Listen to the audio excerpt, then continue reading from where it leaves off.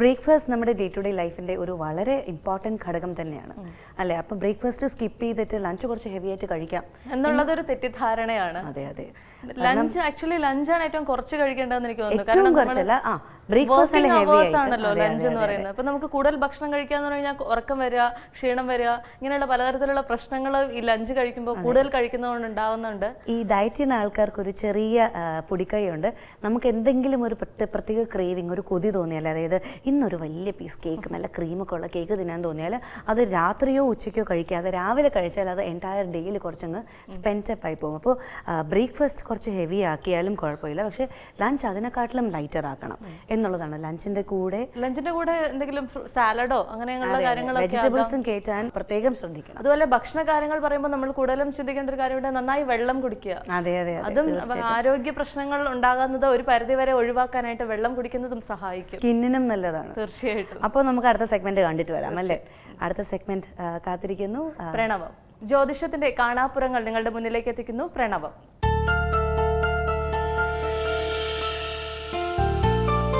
നമസ്കാരം. ജ്യോതിഷത്തിന്റെ കാണാപ്പുറങ്ങൾ തേടുന്ന പ്രണവത്തിലേക്ക് എല്ലാ മാന്യപ്രേക്ഷകർക്കും സ്വാഗതം. ജ്യോതിഷ സംബന്ധമായ നിങ്ങളുടെ സംശയങ്ങൾക്ക് മറുപടി നൽകുന്നത് പ്രശസ്ത ജ്യോതിഷാചാര്യനായ ശ്രീ സുഭാഷ് തന്ത്രികളാണ്. നമുക്ക് സ്വാഗതം ചെയ്യാം. സ്വാഗതം സർ. സർ, കഴിഞ്ഞ എപ്പിസോഡുകളിൽ നമ്മൾ ജന്മനക്ഷത്ര കല്ലുകളെ കുറിച്ചൊക്കെ പറഞ്ഞിരുന്നു. അപ്പം അങ്ങനെ ഒരു ഐഡിയ തന്നെ തെറ്റാണെന്നുള്ള രീതിയിലാണ് സാറ് സംസാരിച്ചിരുന്നത്. ഇനി അതുപോലെ തന്നെ മറ്റൊരു വിഷയം, ഈ പലരെയും മാതാപിതാക്കളെയും കുട്ടികളെയും ഒരുപോലെ കുഴക്കുന്നൊരു വിഷയമാണ് ഈ ചൊവ്വാദോഷം എന്നുള്ളത്. ഈ ചൊവ്വാദോഷം എന്ന് പറയുന്നത് സത്യമാണോ? അതിൽ ശുദ്ധജാതകം, പാപജാതകം ഇങ്ങനെയൊക്കെ ഉണ്ടോ? അപ്പോൾ അതുമൂലം കല്യാണം വൈകുക എന്നൊക്കെ പറയുന്നതിൽ ശാസ്ത്രീയമായ എന്തെങ്കിലും അടിത്തറയുണ്ടോ? ഇത്തരം കാര്യങ്ങളൊക്കെ ഒന്ന് സംസാരിക്കാമോ? ഈ ചൊവ്വാദോഷം എന്ന് പറയുമ്പോൾ തന്നെ നമ്മൾ ആദ്യം ഈ ജാതകത്തെക്കുറിച്ച് ഒരു പ്രാവശ്യമൊക്കെ പറഞ്ഞിട്ടുണ്ട്. ഇപ്പോൾ ചൊവ്വാദോഷം എന്ന് പറയുന്നത് സാധാരണ ആചാര്യന്മാരുടെ ഒരു വിവക്ഷ. ചൊവ്വ 12 ലഗ്നത്തിൽ 2, 4, 5, 7, 8, 10. അതായത് ഒരു ഗ്രഹനിലയുടെ ലഗ്നത്തിൻ്റെ 12, ലഗ്നത്തിൽ 2, 4, 5, 7, 8, 10 ഈ ഭാഗങ്ങളിലെല്ലാം ചൊവ്വ നിന്നാൽ ചൊവ്വാദോഷം എന്നാണ് പൊതുവെ ആചാര്യന്മാരുടെ വിവക്ഷ. അപ്പോൾ ഇത് തന്നെ നമ്മൾ മുമ്പ് ഒരു എപ്പിസോഡിൽ ചൊവ്വാദോഷത്തെക്കുറിച്ച് പറഞ്ഞു കഴിഞ്ഞപ്പോൾ പല വിദ്വാൻമാരും നമ്മളെ വിളിച്ച് പറഞ്ഞു, നിങ്ങൾ പറയുന്നതെല്ലാം തെറ്റാണ്, ഞങ്ങളെല്ലാം പഠിച്ച ശാസ്ത്രം അനുസരിച്ച് ചൊവ്വാദോഷം എന്ന് പറയുന്ന ഒരു സാധനം നിങ്ങൾ പറയുന്ന പോലെയല്ല, ഈ ചൊവ്വാദോഷം പിടിച്ചു കഴിഞ്ഞാൽ വളരെ ദുരിതമാണ്, ഞങ്ങൾ അനുഭവിച്ചുകൊണ്ടിരിക്കുകയാണ്, അങ്ങനെയൊക്കെ പറഞ്ഞ് വിദ്വാൻമാർ വിളിച്ചിട്ടുണ്ടായിരുന്നു. അപ്പോൾ ഞാൻ അവരോട് പറഞ്ഞു, ഞാൻ പറയുന്നത് എൻ്റെ ഗുരുനാഥൻ പഠിപ്പിച്ച അറിവുകളാണ്. ഈ അറിവ് ആവശ്യമുള്ളവർക്ക് ഉപയോഗിക്കാം. നമ്മൾ ഒരുപാട് എപ്പിസോഡുകൾ കടന്നു പോയിട്ടുണ്ട്, അതെല്ലാം കണ്ടു നോക്കുക. അല്ലാതെ ഒരു പ്രോഗ്രാം മാത്രം കണ്ടിട്ട് നമ്മൾ തലതിരിച്ച് പറയുന്ന ഒരാളാണ് ആ രീതിയിലേക്ക് വരണ്ട. കാരണം ഏത് എപ്പിസോഡ് കണ്ടാലും നമ്മളെല്ലാം തലതിരിച്ച് തന്നെ പറയുന്ന ഒരാളാണ്. അപ്പം അതുകൊണ്ട് ഇത് മാത്രം കണ്ടിട്ട് തലതിരിച്ച് പറയുന്നത് നിങ്ങൾ വിചാരിക്കേണ്ട. ഞാൻ പൂർണ്ണ ബോധ്യത്തോടും തന്നെ പറയുന്നത്, നിങ്ങൾക്ക് ഈ ചൊവ്വാദോഷം കൊണ്ട് ജീവിതം നശിച്ചു എന്ന് തോന്നുന്നുണ്ടെങ്കിൽ എൻ്റെ അടുത്ത് വരികയാണെങ്കിൽ ഏത് ദോഷമാണ് ഞാൻ മാറ്റിത്തരാം. അതായത് ചൊവ്വാദോഷം മാറ്റാമെന്നല്ല പറയുന്നത്, ജീവിതത്തിൽ ഉയരാൻ പറ്റുന്നില്ലെങ്കിൽ ആ ഉയർച്ചയ്ക്കുള്ള കാരണങ്ങൾ എന്താണോ അത് കണ്ടെത്തി ഞാൻ നിങ്ങൾക്ക് 100% ഗ്യാരൻറ്റിയോട് മാറ്റിത്തരാൻ താല്പര്യം വന്നോളാം പറഞ്ഞു. അപ്പോൾ വിദ്വാൻ അതൊന്നും ഇഷ്ടമായില്ല. പുള്ളി പഠിച്ച ആ ഒരു അറിവ് വെച്ചിട്ട് തന്നെ തർക്കിച്ചു. ഞാൻ പറഞ്ഞു, എനിക്ക് എന്തായാലും നിങ്ങളോട് തർക്കിച്ച് വെക്കാനൊന്നും നേരമില്ല. നിങ്ങൾക്കിനി ഒത്തിരി ജനങ്ങളെ അറിയിക്കാൻ താല്പര്യമുണ്ടെങ്കിൽ നിങ്ങൾക്ക് ഏതെങ്കിലും ചാനലിൽ പ്രോഗ്രാമിൽ കയറാം, ജനങ്ങളോട് പറയാം. അവർ അംഗീകരിക്കുകയാണെങ്കിൽ നല്ല കാര്യം, അംഗീകരിച്ചില്ലെങ്കിൽ അതുകൂടി നിർത്താം. എന്തായാലും നമ്മളെ ജനം അംഗീകരിക്കുന്നുണ്ട്, ഒത്തിരി പേര് അഭിനന്ദനം പറയുന്നുണ്ട്. അതുകൊണ്ട് നമുക്ക് ജനങ്ങളിലേക്ക് വരാൻ പറ്റുള്ളൂ. നിങ്ങളെപ്പോലുള്ള വിദ്വാൻമാർക്ക് മറുപടി തരാനായിട്ട് നമുക്ക് സമയമില്ല എന്ന് പറഞ്ഞ് അങ്ങ് അവസാനിപ്പിച്ചു. അപ്പം നമ്മളുടെ രീതിയിൽ ചൊവ്വാദോഷം എന്ന് പറയുന്നത് 7ലോ 8ലോ ചൊവ്വ വന്നാൽ മാത്രമേ ചൊവ്വാദോഷം നമ്മൾ വിധിക്കുന്നുള്ളൂ. അപ്പോൾ ഇതിൽ തന്നെ ഒരു സംഭവം ഉള്ളത് നമ്മൾ മുമ്പേ പറഞ്ഞിട്ടുണ്ട്, ഒരു ലഗ്നം ആദ്യം കറക്റ്റ് ചെയ്തിട്ട് വേണം ഇതിലേക്ക് വരാനായിട്ട്. ലഗ്നം കറക്റ്റ് ചെയ്യുക എന്ന് പറഞ്ഞാൽ ജനന പ്രമാണം തന്നെ വരുന്നത് മന്ന ത്രികോണേഷു ഗുരു ത്രികോണേ മാന്യ ത്രികോണേഷു പ്രസവം വസന്തി. അതായത് ഒരു ജാതകത്തിൻ്റെ ലഗ്നത്തിലേക്ക് ശനിയുടെ, ഗുളികൻ്റെ, വ്യാഴത്തിൻ്റെ 3ൽ 2 ബന്ധം വന്നാൽ മാത്രമേ നമ്മളൊരു ജാതകം അംഗീകരിക്കുന്നുള്ളൂ. ഇതെല്ലാം നമ്മൾ പല പ്രാവശ്യം പറഞ്ഞിട്ടുണ്ട്. അപ്പോൾ പലരും എഴുതിയിരിക്കുന്ന ജാതകം നമ്മളുടെ അടുത്ത് വരുമ്പോൾ ജാതകം തെറ്റായിരിക്കും. അപ്പോൾ ഇവർ പറയുന്ന ചൊവ്വ മാറിപ്പോയി. അതായത് ലഗ്നം കളം പിന്നിലേക്ക് വരുമ്പോൾ 4ൽ നിന്ന് ചൊവ്വ 3ലേക്ക് ആവും, 7ൽ നിന്ന് ചൊവ്വ 6ലേക്ക് ആവും. അപ്പോൾ പിന്നെ ഈ ചൊവ്വാദോഷം എന്ന് പറഞ്ഞ് ഈ ആളുകളെ ചിരിക്കുന്നതിൻ്റെ അർത്ഥം എന്താണ്? അതായത് ഒരു ജാതകം പോലും പൂർണ്ണമായിട്ട് ചിന്തിച്ച് മനസ്സിലാക്കാൻ കഴിവില്ലാത്ത ഈ വിഡ്ഢികൾ ഇങ്ങനെയൊക്കെ എഴുതി വെച്ചിട്ട് ജനങ്ങളെ ചിരിക്കുന്നതിന് നമുക്ക് പലരും പറയാറുണ്ട്, ജ്യോതിഷത്തിൽ പ്രോഗ്രാം ചെയ്യുമ്പോൾ പലരെയും വളരെ വിമർശിക്കുന്നുണ്ട്, വളരെ പുച്ഛത്തോടുകൂടി. ഞാൻ പറയുന്നത്, നമ്മൾ ഈ ജ്യോത്സ്യന്മാരെ അല്ലെങ്കിൽ ആചാര്യന്മാരെ ഒരിക്കലും കളിയാക്കുന്നില്ല, വിമർശിക്കുന്നില്ല. നമ്മൾ പറയുന്നത് ഒരു അറിവ് കിട്ടിയാൽ അത് ജനങ്ങൾക്ക് നല്ല രീതിയിൽ ഉപയോഗിക്കുന്ന രീതിയിലേക്ക് ആക്കിയെടുക്കണം. ഇതൊരു ശാസ്ത്രമാണ്, സാമ്പ്രദായിക ശാസ്ത്രമാണ്. ഈ ശാസ്ത്രം പല ആചാര്യന്മാരും പല രീതിയിൽ പഠിച്ച്, അതായത് മനനം ചെയ്യുന്നവൻ മനുഷ്യൻ എന്നുള്ള രീതിയിൽ കണ്ടെത്തി അത് വിപുലീകരിച്ച് വന്നുകൊണ്ടിരിക്കുകയാണ്. അപ്പം അങ്ങനെ കിട്ടുന്ന അറിവുകൾ ഞാൻ പഠിച്ചത് മാത്രമേ ശരിയുള്ളൂ, മറ്റൊരു ആചാര്യൻ ആര് എന്ത് പറഞ്ഞാലും അത് ഞങ്ങൾക്ക് അംഗീകരിക്കാൻ പറ്റില്ല, അത് ശരിയല്ല എന്ന് പറയുന്ന ബലം പിടിച്ചിരിക്കുന്നവരാണ് ജനങ്ങളെ വഴിതെറ്റിക്കുന്നത്.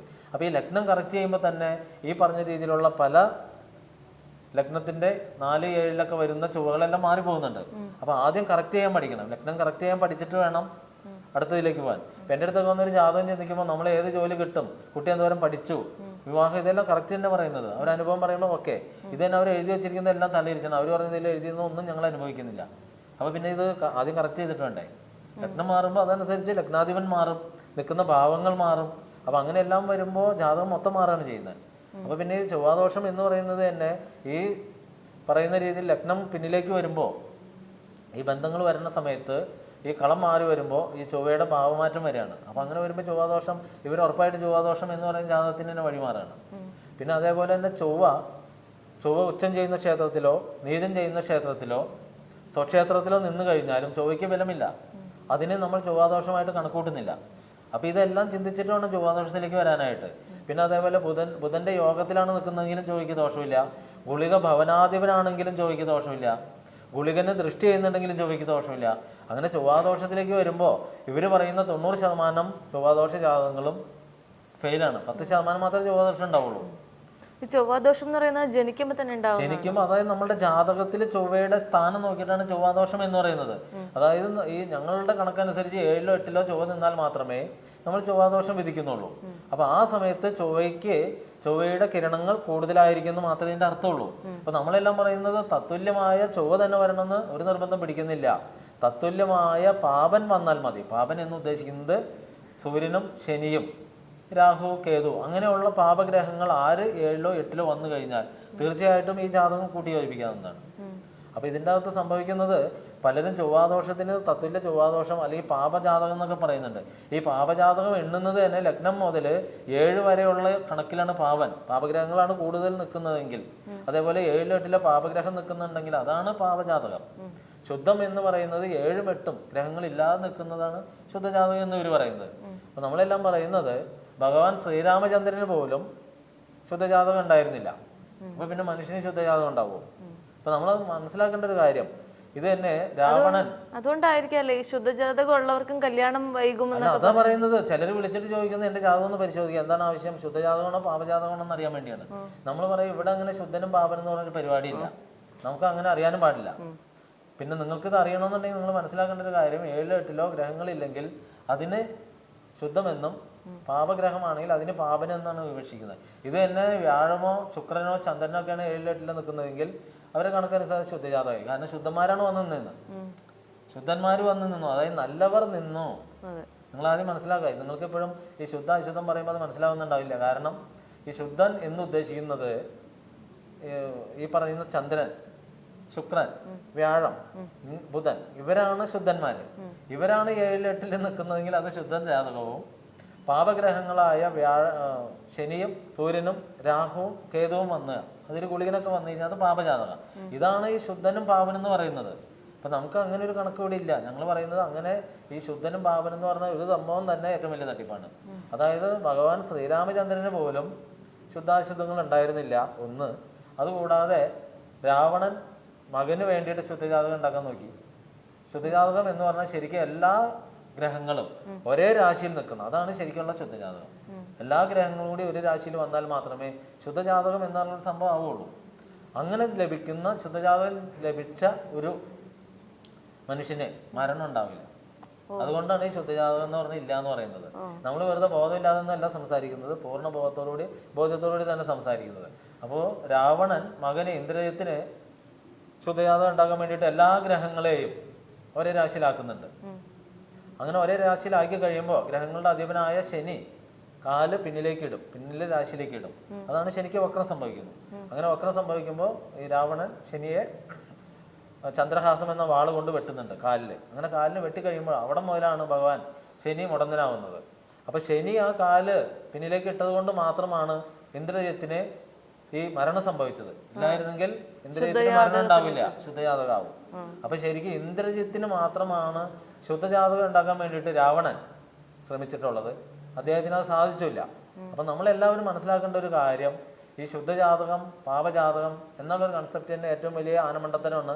അപ്പൊ പലരും ഇതൊക്കെ ധരിച്ചു വെച്ചിട്ട് നമ്മുടെ അടുത്ത് പലരും പറയാറുണ്ട്, ഞങ്ങൾക്കൊന്നും വന്ന് കാണണം, എന്താണ് ആവശ്യം, അത് ശുദ്ധജാതകമാണോ പാപജാതകമാണോ ചൊവ്വാദോഷമാണോ എന്നൊക്കെ അറിയാൻ വേണ്ടിയിട്ടാണ്.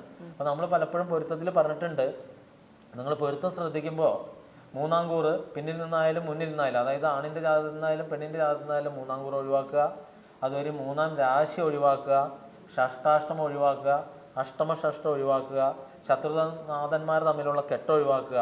ഇതെല്ലാമാണ് നമ്മുടെ ജാതകത്തിലെ പൊരുത്ത ശോധനയിലേക്ക് വരുന്നത്. അതേപോലെ യോനിപ്പൊരുത്തം നോക്കുക, അതായത് പുരുഷയോനിയുള്ള സ്ത്രീക്ക് പുരുഷയോനിയുള്ള പുരുഷനെ തന്നെ യോജിപ്പിക്കാവൂ, അല്ലാതെ ഓപ്പോസിറ്റ് സ്ത്രീയോനിയുള്ള സ്ത്രീയാണ് യോജിപ്പിക്കുന്നതെങ്കിൽ. ഇതെല്ലാമാണ് പൊരുത്തത്തിൽ ശ്രദ്ധിക്കേണ്ട ഒരു കാര്യം.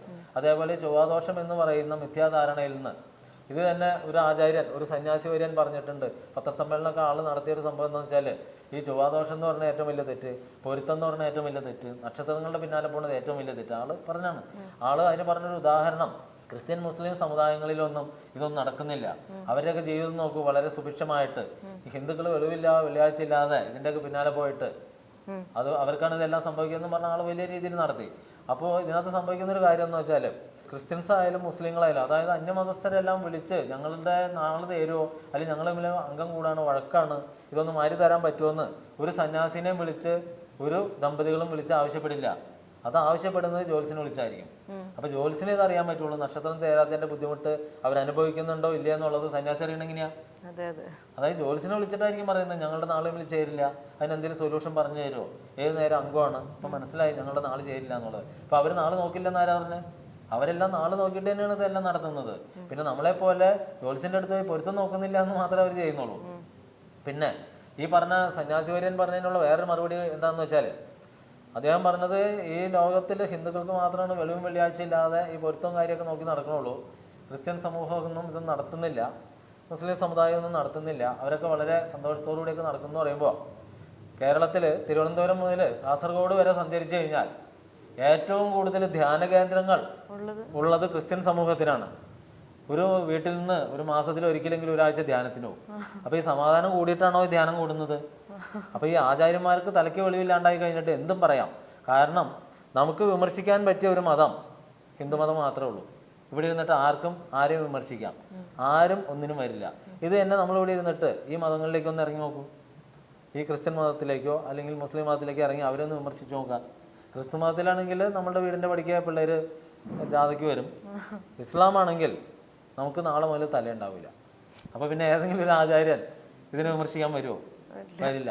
ഇത് ഹിന്ദു മതത്തിലുള്ള ഒരു ഗുണം എന്താണെന്ന് വെച്ചാൽ ആർക്ക് വേണമെങ്കിലും, അതായത് മുമ്പൊരു MLA വരെ ഈ മന്ത്രവാദം നിരോധിക്കണം ദുർമന്ത്രവാദം നിരോധിക്കണം എന്നൊക്കെ പറഞ്ഞ് ഭയങ്കര ബഹളമൊക്കെ ഉണ്ടാക്കി, ഒരു അന്യമതസ്ഥനായ ഒരു MLA.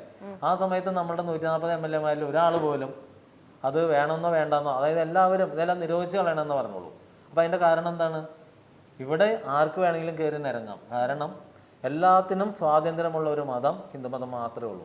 ഇവിടെ ആർക്ക് വേണമെങ്കിലും വിമർശിക്കാം, ഏത് രീതിയിൽ വേണമെങ്കിലും പോകാം. വേറൊരു മതത്തിലൊന്നും ഇതൊന്നും നടക്കില്ല. കാരണം അവിടെയൊക്കെ ഓവർ വിമർശനത്തിനൊക്കെ പോയി കഴിഞ്ഞാൽ അവരുടെ സമൂഹത്തിൽ സമുദായത്തിലൊന്നും ഇതേപോലെ സ്വാതന്ത്ര്യത്തോടും ജീവിക്കാൻ പറ്റില്ല. അപ്പം നമ്മളുടെ ഈ മതത്തിൻ്റെ നമുക്ക് പൂർവിക ആചാര്യന്മാർ ചമച്ചു തന്ന ഈ ശാസ്ത്രത്തിൻ്റെ ഗുണങ്ങൾ മനസ്സിലാക്കി തന്നെ വേണം നമ്മൾ മുന്നോട്ട് പോകാൻ. അതിൻ്റെ ഇടയ്ക്ക് ചില ആചാര്യന്മാർക്ക് പറ്റുന്ന പിഴവുകൾ, ഇതില്ല എന്ന് പറയുന്നില്ല. നമ്മൾ പറഞ്ഞ പോലെ ചില ആചാര്യന്മാർ തെറ്റായി ധരിച്ചു വെച്ചിരിക്കുന്ന വിഷയങ്ങളുടെ പേരിൽ കുറേ തെറ്റുകൾ വരുന്നുണ്ട്.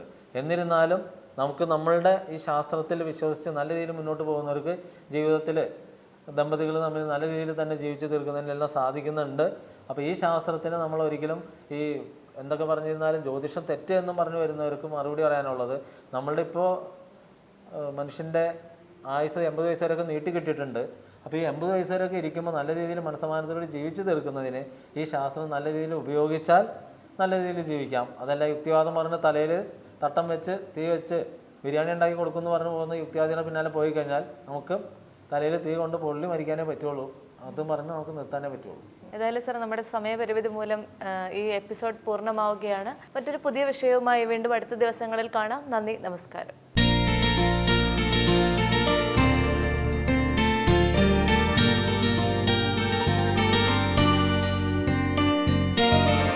ആരോഗ്യകരമായ ഭക്ഷണശീലങ്ങൾ എന്ന് പറയുന്നത് നമുക്ക് തീർച്ചയായിട്ടും ഒരു എപ്പിസോഡിൽ അവസാനിപ്പിക്കാൻ പറ്റുന്ന കാര്യമേ അല്ല. പക്ഷേ നമുക്ക് ഒരു ഒരു ഒരു ഒരു ബേസിക് റൂളിൽ പറഞ്ഞ് അവസാനിപ്പിക്കാം. Breakfast like A king, lunch like A Prince, dinner like A popper. വളരെ മിതമായി ഡിന്നറും കൂടെ കഴിച്ച്, ഡിന്നർ മാത്രം നമ്മൾ പറഞ്ഞില്ലല്ലോ, ഡിന്നറിന്റെ കാര്യം കൂടെ പറഞ്ഞ് നമുക്ക് ഇന്നത്തെ എപ്പിസോഡ് അവസാനിപ്പിക്കാം. വീണ്ടും നാളെ കാണാം അല്ലേ? അതെ, നാളെ കാണാം. അതുവരെ നന്ദി, നമസ്കാരം.